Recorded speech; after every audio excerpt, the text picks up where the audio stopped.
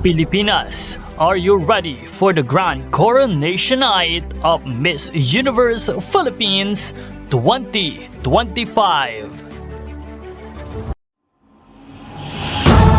Now 2204, your pageant blogger host.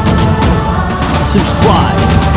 Magandang araw Pilipinas, bukas na nga ay maggaganap na ang Grand Coronation Night ng Miss Universe Philippines 2025. Ang tanong ng nakararami, sino kaya ang kukoronahan bilang bagong Miss Universe Philippines ngayong taon? At narito ang ating top 20 final hot picks na hatid sa inyo ng isang pageant page na Sash Factor. Panoorin po natin.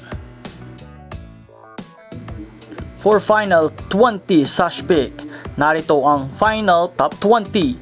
Caloocan, 19. Benguet, number 18. Nueva Ecija, 17.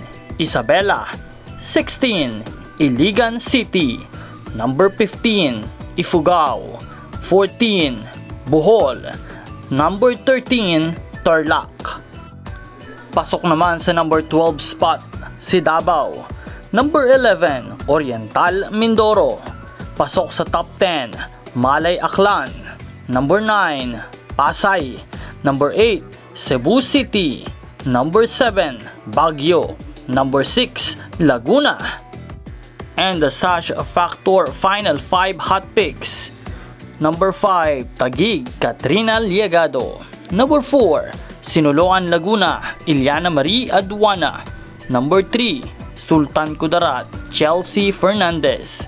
Number 2, Muntinlupa, Teresita Sen Marquez.